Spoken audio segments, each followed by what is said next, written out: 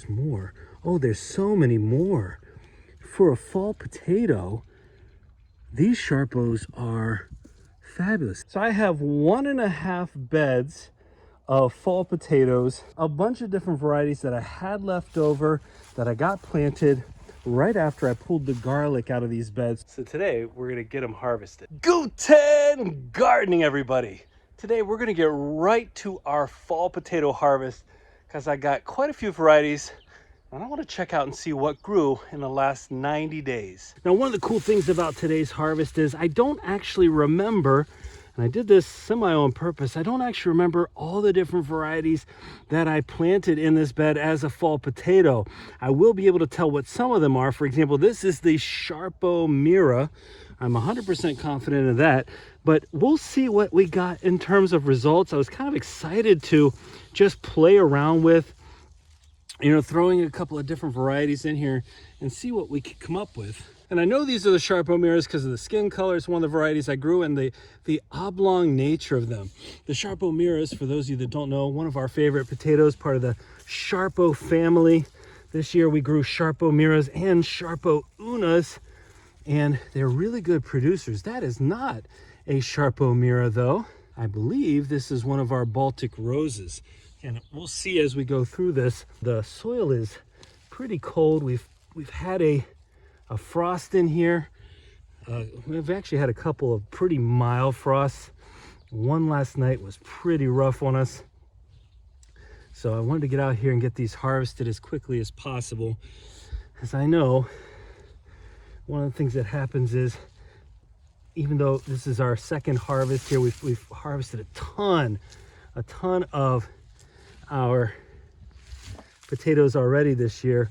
Even though this is the second harvest, the fall harvest, I don't want to lose any of these as well. And they're looking pretty nice size-wise too. You know, one of the interesting things about this harvest, we've been growing fall potatoes the last couple of years out of here, and it's been interesting to see the different varieties and how well or they do or don't perform in a shorter period of time. And you know, some potatoes will handle that short turnaround pretty well, and some of them really don't like it at all. So again, experimenting around with different varieties is fun. Most of the varieties that we have here are ones that we got from Wood Prairie Family Farm, especially these Sarpos for sure. As always, I'll have a link in the description of this video to 5% off your order from Wood Prairie if you're interested.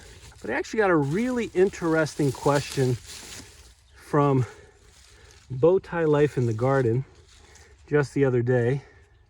Looks like there's a little bit of damage here, but these are looking pretty nice. But Bowtie Life in the Garden asked me a question. He said they've been wondering, you got some critter damage in there, some vole damage, and a little bit of splitting here, probably due to moisture. He said, do you always grow that many potatoes? Well, if you've been watching my content for an extended period of time, you probably know the answer to that. We've been growing potatoes as one of our primary crops for a long time, and we've been experimenting around with different varieties for a long time as well. And so yeah, we probably have more videos on potatoes and sweet potatoes than just about anything else on the channel. Part of it's an obsession with the harvest, but also the different varieties, different tastes, the way in which we enjoy consuming potatoes. So yeah, the answer to that question is we do always grow, or try to grow, a large number of potatoes. We try to grow a wide variety of potatoes. We try to grow new and different, new to us anyway, and different varieties every season, just to see what we can accomplish out of here. It's such a cool potato. Now I only have about 3 plants in this half of the bed because I didn't have a ton of space after I pulled up the garlic. All right, we're gonna move over to the second bed. I haven't been able to get back here much, but I can already see right here some more of our Sarpos, and some of them reaching the surface here. Oh, some critter damage for sure, but nice size to them overall. A little bit of critter damage. Again, I really love the shape of these for whatever reason. That is a good eating potato. And we've done other videos, again, on the Sarpo Mira, the Sarpo Una. potatoes. We have a Sarpo Mira versus Sarpo Una potato that I haven't released yet, but it's coming soon. So you can take a look at how they performed in comparison to each other. But this one plant in and of itself is just popping off. Look at this. Yeah, there was some vole damage there, but that is quite a nice amount, and there's more. Oh, there's so many more. For a fall potato, these Sarpos are fabulous. These are slabs. These are so productive, so plentiful, and there's more. I'm going to dig down a little bit farther here so you can see more. Again, I did plant several different varieties, but my word. So these are actually a late season variety, and there you go. You can see, again, the voles got in.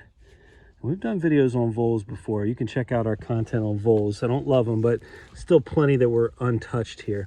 But the Sarpo Mira is a late season potato. And so the fact that it grew so well and so productively as a fall potato here in Zone 5, Wisconsin, is pretty impressive to me. I mean, look at this. These are as big as some of our main crop potatoes. And again, these have been growing in here for just over 90 days. That's how long I've had these in ground. So that kind of productivity in 90 days for this variety alone is enough for me to say this is a type of potato that is going to give you, even in a short growing season, a fantastic yield. Now, of course, it does make a difference that the soil I'm growing these in is a nice fertile mix, you know, one that we've been working on year over year. Compost, and you can see how easy it is to work through. This is a high quality mix in here, so that's definitely going to make a difference in terms of yield and production. If I have lower quality, that's not something I'm going to expect. Let's see if I get some more out of here that are a little bit bigger. Oh, we're back to the Sarpos. Again, I just said, here's what I have left over. Let's get them in the ground. Let's see how they do. Oh, there's another one. Now these are a little bit smaller, a little bit on the smaller end. But again, that's what we're talking about here with regard to determining which varieties make the most sense in terms of fall potatoes. Because I'll give you an example. The prairie blush potatoes, oh, look at all these. Boy, I am definitely losing more. I didn't lose much of anything to vole damage for our main crop, and I'm losing more here. Maybe as it gets colder, I don't know. But I'm seeing more of that, but that's okay because I'm getting plenty like this. So our prairie blush potatoes, which we've grown the last couple years now, they worked out really well as a main crop and as a fall potato in terms of size. We gave those about 85 days last season, and that 85 days was plenty to get a yield that made planting them worthwhile. Well, these Sarpos, I'm seeing the same thing. And we did not grow the Sarpos as a fall potato last season. So this is an experiment around, and I'm seeing plenty to let me know, yeah, this is a variety we'll come back to. Even though it is a late season, we'll come back to it as a fall potato. Ooh, okay. I believe these are Alba potatoes, which we've grown the last couple years. Let's see if we can get down in here a little bit farther. Yeah, they're a whiter flesh, whiter tanner flesh. There's another little one there. And well, there she is. Here's our walnut. You can hear it. Thank you, squirrel, whoever you are. Well, let's get down in here and see, because what it's looking like at this point is there are definitely a couple of different varieties, but maybe not as many as I initially remembered planting, because there's lots of Sarpos. I mean, that is not a bad problem to have for sure. So far, I've seen 3 varieties in here. I thought I planted 4 or 5. I guess we'll see as we get farther back. I don't want to count my varieties before they hatch out of the ground here. But again, I can eat Sarpos all day long, so they're a nice versatile potato. There we go. They're a nice versatile potato. This is our purple magic mollies. That's what I thought. So that's another variety added on. That's the fourth variety that we've seen in here. That's what I thought. 4 or 5 different varieties. The purple magic mollies that we've been growing now for quite a few years.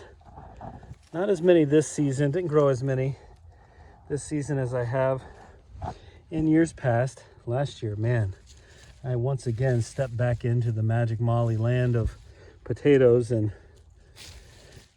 really ended up getting a nice harvest out of them. And again, we've been growing off that same set for so long. Some years we grow more of them. We always save a few to keep going. We keep those varieties going, the ones that we like so much, especially since that's my all-around all-time fave. I feel like I almost broke my finger just now. I've slammed it down into the ground a little too hard, and I ran right into this potato. Man, these Sarpos are so big. It's almost hard for me to believe that this is my fall potato variety. I'll tell you something, in thinking about the decision to keep growing into the fall and not just shutting the garden down right at the end of, you know, the main summer crops, I think that's a wise choice, because even though we're late October now here and we're getting into those colder days, I mean, there's still things that I'm coming out of here and getting out of the ground. And yes, as always, we are planning to grow indoors as we have every year. I'm trying to determine if this is the same variety. I think it probably is the Elba. We're planning to grow indoors as well, but as long as we can take advantage of our growing space outdoors, it's just so much easier to work with, much less work that I have to do than the indoor growing space. Natural watering. There's just so many benefits to growing outside, and performance in general for a lot of these crops is always going to be better outside. I mean, that's just the reality of it. So yeah, I want to take advantage of our growing seasons and our outdoor gardens for as long as humanly possible. Well, I think we're going to end up with either 4 or 5 varieties, certainly more vole damage here than at any other harvest that I've done this season. And that's something I think I should be grateful for, because I didn't lose a majority of the crop this year whatsoever. I'm glad I didn't have to deal with all of that, and I can focus in still on so many beautiful ones. Even in this harvest, it's so nice. And there's still more in here. I could feel them down in here. Yeah, so many more in here. And even the little, so this one is big enough to where you just cut off this end and still have quite a bit of potato left. Some of them, some of the little smaller ones that have the vole damage, the critter damage, I'm not going to bother with that. They're just too small. I'm not going to get anything far enough away. I'm not going to be willing to eat those. Consistency of size, Sarpo Miras, bringing it again.